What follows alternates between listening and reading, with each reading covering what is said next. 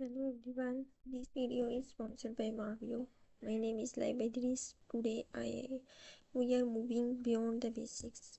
Up till now, in your data science journey, you have learned how to import CSV file, how to clean the data, and make a nice chart. This is observation. But in public health, passive observation is not enough. Take a look at the visuals on the screen. On the left side, you can see we have the raw data, ones and zeros, the binary noise of hospital admissions and lab tests. But on the right, that data transforms into human beings, communicates, and global maps. Our goal in this module is to make that transition. We are moving from basically reactive observation to proactive intelligence. Okay, we don't just want to count the people who get sick yesterday. We want to anticipate where the surge will happen tomorrow. And more importantly, we want to direct resources to the vulnerable centers that the raw data often hides. Okay, we are here to quantify the unseen. So, what is your role in this ecosystem? You are basically the bridge. Okay, look at the two pillars here. On the left side, you can see it is the mathematical severity.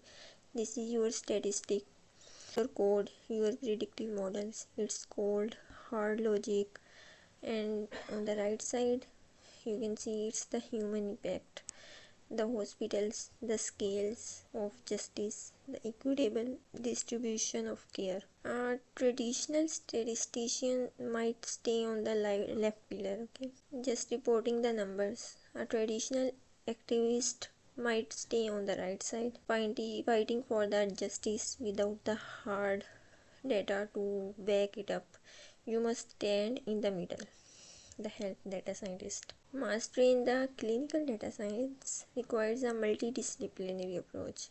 Your beautiful mathematical models are completely useless unless they are paired with the evidence of inequity. In this class, we don't just count cases, we expose structural disparities. That is what makes your data actionable. Okay, the next is quantifying velocity. To build this bridge, we first need to master the math that we have seen on the basically left side, left pillar.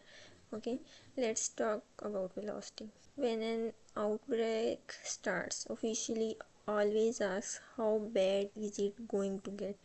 To answer that, we use exponential growth equation. You can see n t is equal to no raised to power rt. Let's break this down. No need to be intimidated by the calculus. Okay, initial basically n of 0. This is the initial cases. This is where we start. Let's say we have 10 cases in a city today. Okay, and t, that is this t, that is elapsed time, like how many days are we forecasting out. Let's say 30 days. And here R is intrinsic growth rate. This is the most important factor on this screen. Okay, this is our speedometer. It is the instantaneous rate of change.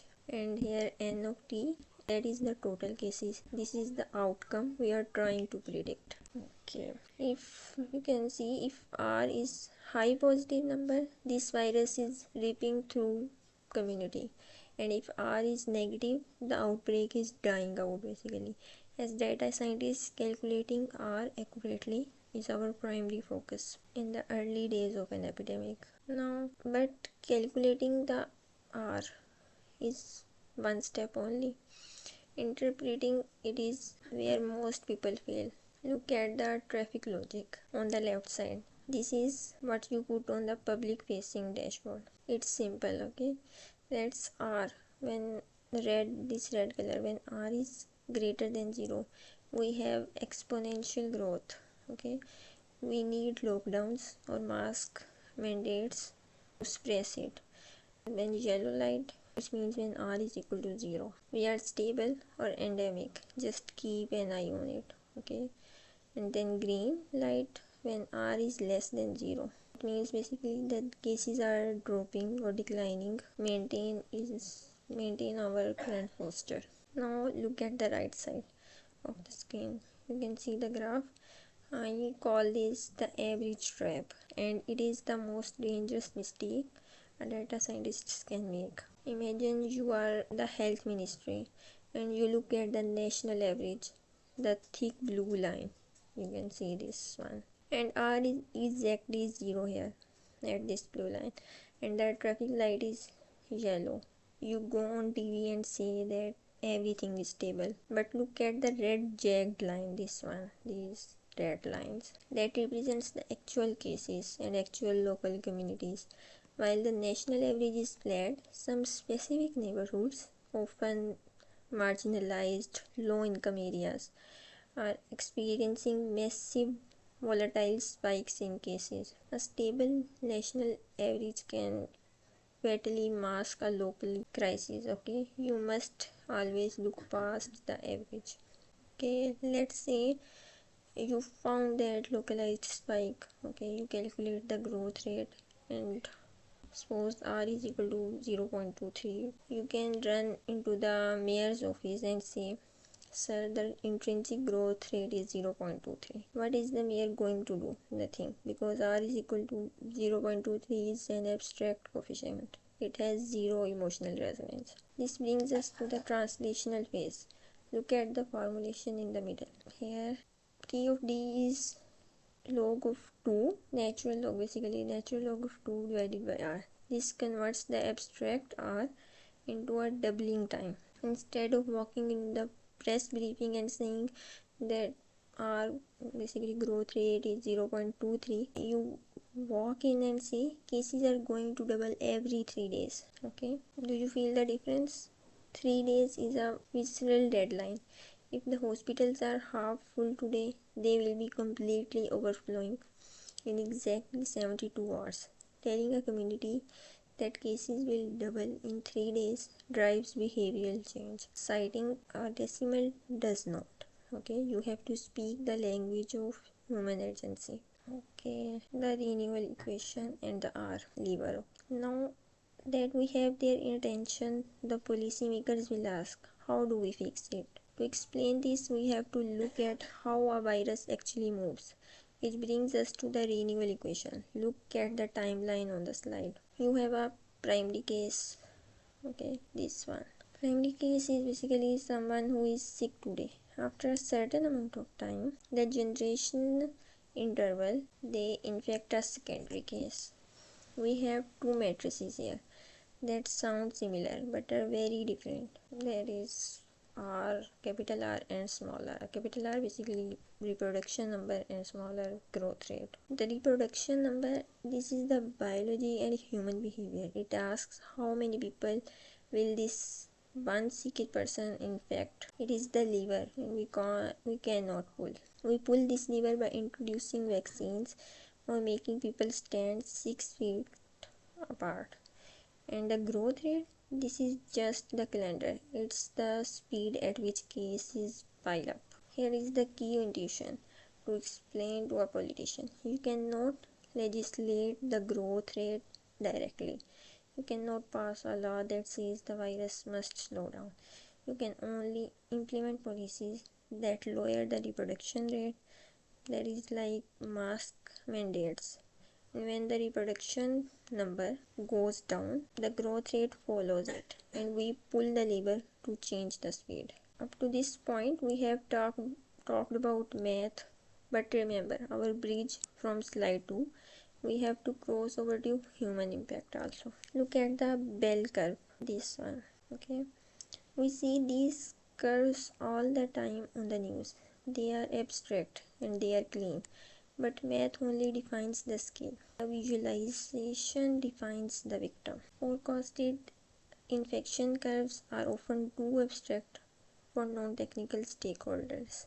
If you want to drive real policy change, you must stripe away that smooth average curve to reveal the structural underneath. You have to show them the exhausted nurse in the ICU.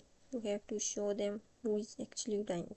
How do we do that mathematically? We use tools like gap chart, You can see, take a look at this graph. Okay, you on the y-axis we have the three regions: urban region A, and this region B, and rural low income area region C. And on the x-axis we have the infection rate. If you just look at the standard bar chart of the whole state, everything might look okay, but the gap chart exposes the distance between privilege and marginalization. Region A and region B have relatively low infection, this one, and they have short gaps. But look at region C. Look at the massive grey line stretching all the way to almost 3000 infections per 100k. That is the inequity gap. When you put this chart in front of officials, they can no longer hide behind a low national average. The visualized evidence of that massive gap forces a conversation about why the protest region is suffering exponentially more. The equity curve. We also use the equity curve, often known in economics as the Lorenz curve, to measure the fairness of resource distribution. Imagine we are rolling out a new vaccine. The x-axis is the cumulative population from 0 to 100, and the y-axis is the cumulative resources from 0 to 100, like vaccines given out. If everything was perfectly fair, 20% of the population would get 20% of the vaccines, and 50% gets 50%. This creates the double diagonal line, the line of equality. But the real world is rarely fair. The solid curve represents reality. Notice how it sags at the bottom. This one. That means the first 60 of the population barely got any vaccine. This one. Okay. While the top 20% hoarded almost all of them. You can see this one. The deeper that curve sags, the more severe the inequity is. As a data scientist, you calculate the area between the line and the curve, the Gini coefficient. To put a hard mathematical number on unfairness, you can literally say our vaccine rollout is 40% inequitable. That is severity identification. The three pillars of the advocacy. As we near the end of this lecture, I want to summarize our framework. There are three pillars to strategic healthy advocacy. That is severity identification. We use growth rate and the doubling time to define the immediate threat. Is it growing, or how fast is it growing? The second one is the forecasting. You use the renewal equation and R, basically capital R, reproduction, to predict what the hospital will look like next week. And the next one is evidence-based advocacy. You do not stop at the forecast. You build gap charts and equity curves to add the so what layer. Okay, you figure out who is bearing the brunt of the disease. Mathematically, severity must always be paired with the rigorous evidence of the inequity. Here, the next one is the case study. Let's close this lecture with a real world scenario. Look at this slide. This is your final exam in the real world. You are preparing the confidential executive summary for the governor. Okay, you run the data. The national status looks great. The average growth rate is, for example, minus 0.05. The green arrow is going down. Okay, this one. The outbreak is slowing. If you were a mediocre data scientist, you would print this out, go home and sleep well. But you know about the average trap. You dig deeper. You look at the subpopulation, you find district 9, okay, this one, a low income sector basically. Their growth rate is not minus 0.05, it's 20%. It is critical. So what do? You do not send the green arrow, you slap the yellow sticky note on the governor's desk. That is action. National stability marks, local crisis, shift resources to District 9 immediately. This is the job. We use math not just to observe the world, but to change it. Okay, thank you for your time. I hope you understand this lecture.